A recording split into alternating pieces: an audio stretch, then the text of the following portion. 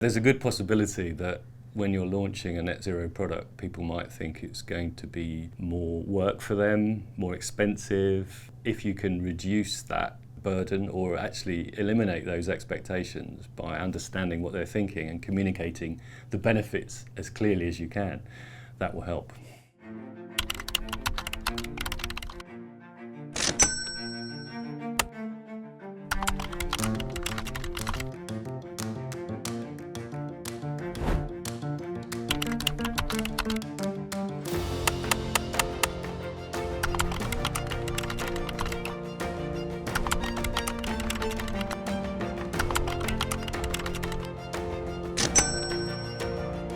User-focused design was decided upon as the area to zoom into because it means that you stand a better chance of landing a product into the market that meets the needs of users. It sounds really simple, but the design process is very adept at going out, understanding what people want, where their problems are, and then designing solutions to that. It allows you to narrow the field of designs that you're working on down to the ones that are more likely to be successful, and therefore it's going to reduce costs and reduce risk to you as a business. And so making it as frictionless and as attractive and as easy to use as possible is also going to be what helps us transition towards a more for people and planet destination.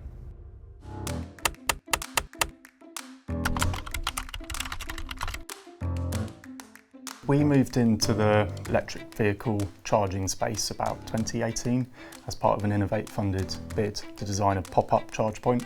That gave us a lot of expertise in the sector that we wanted to use, and marine was an opportunity that we saw. We went into the project thinking that this looked like quite a simple product design job. The project revealed the vast complexity of making it happen, the huge number of different motivations and blockers. One of the sessions was all about stakeholder mapping, so we would really think carefully about every user, every person involved in the sector, and think about what the design needed from their perspective. Once you start to zoom out beyond the obvious candidates, you start to take in all sorts of different stakeholders. For example, talking to local authorities about running a substation to the marina's edge, so you can actually get power down to the pontoons. The other key thing that we did was actually lay out the design research action plan and getting them to think about which design research methods might work best with which type of stakeholder. The process involved a lot of one-to-one interviews with people who own and run electric vessels at the moment,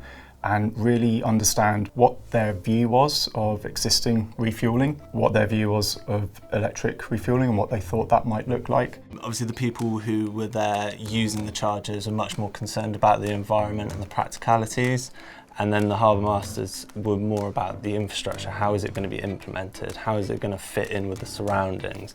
Something that we carried into other processes is the benefits matrix that we did. It allowed us to evaluate which concepts were most important and then which were also cost viable. And then from there we went on to the prototyping phase. Our research showed that fast charging is going to be needed, but the market is moving relatively slowly. So we wanted to make sure that the concept we came up with was useful now. So we maintained things like commando sockets so that they can be used from day one, but we made it retrofit ready so that fast charging can be added as the market adopts electric vessels. I think the importance of transitional design for net zero is that nobody can accurately predict how quickly the market is going to change. I think we've seen that in automotive. So if you can focus on hardware that can be easily swapped out and is very modular, not only is it going to be easier for operators to replace the kit as they need to, but they can upgrade it easily and quickly, and that will save money for everyone.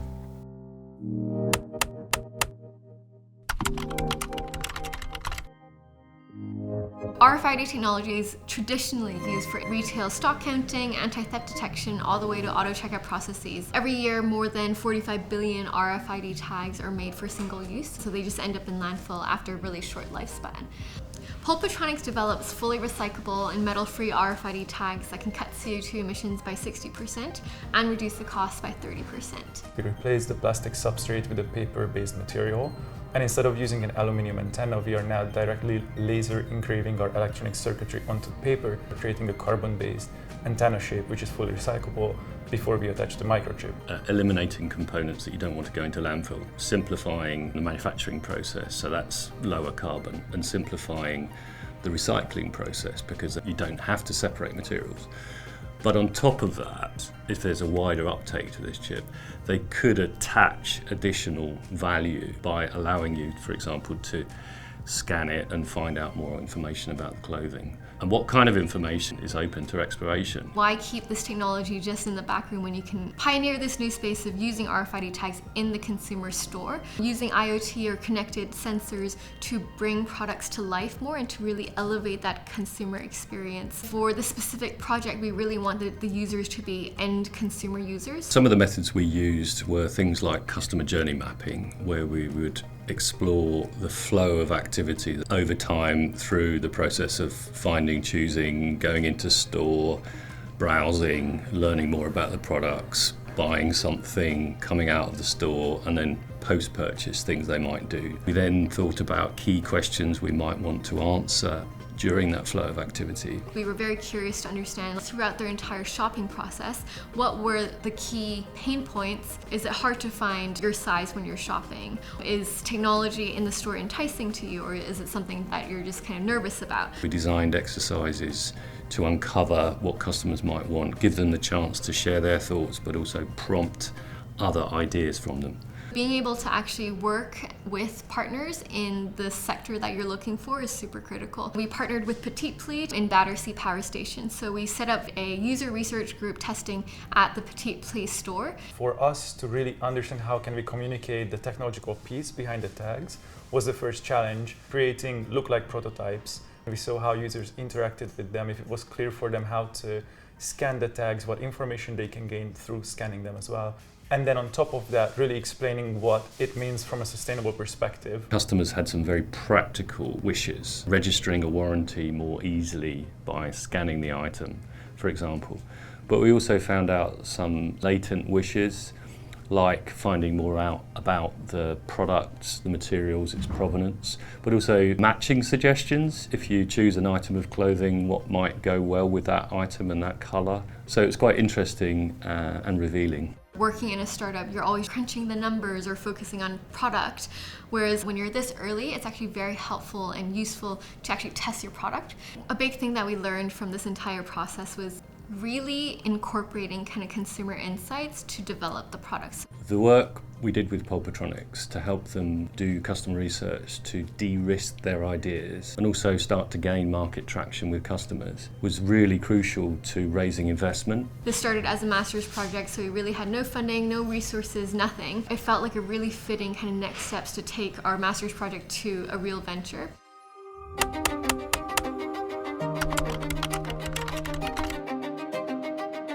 Honeywell develops and commercialises innovative solutions that help plan and design an offshore wind farm. They tell you where to place the turbines, how to connect them up, and how to get that power from that substation back to shore. If you look at a single wind farm, you could be spending £5-6 billion. If you can save 1% of that, that's a huge cost saving. If it's a saving to the overall project, it's a saving for the overall levelised cost of energy, which is therefore going to be a cost saving to the end user. We decided to apply for the Innovate UK funding and work with the Design Council because up until that point we'd built tools for engineers by engineers. Our product is a very complex one. It has a lot of features, a lot of interconnected functionalities. When new users come on board, there is certainly a lot of training that we provide, and there is always going to be a lot of questions. When I first met the team, their onboarding process had a high degree of focus on the technical features. It was also reminding them that you're still building a relationship, a rapport with a human who is managing that thing. Literally something as simple as saying, remember to pick up the phone more often than you maybe think is necessary, and actually sustaining that relationship over months and even years.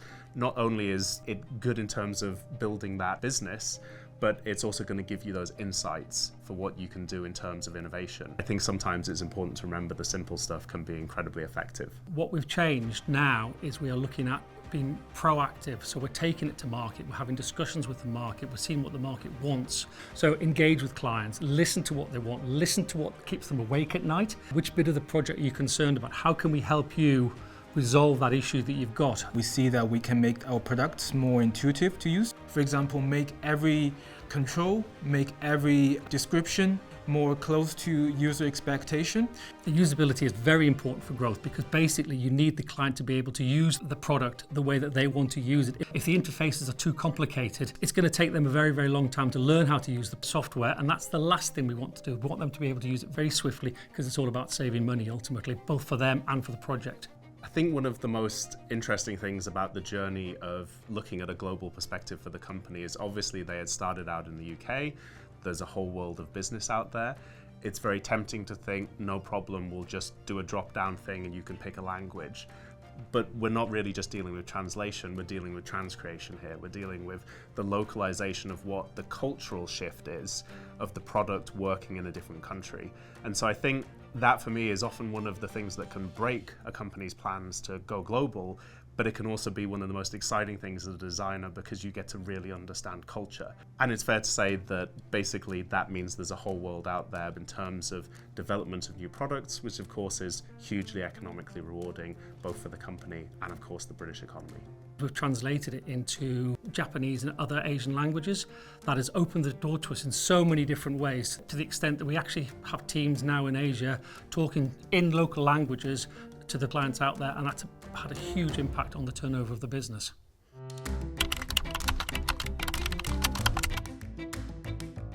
For me, that's the exciting part of being part of the Design Council. It helps bridge the intellectual, the technical, the scientific with understanding economics and commerce. I think that's when it's doing its job at its best.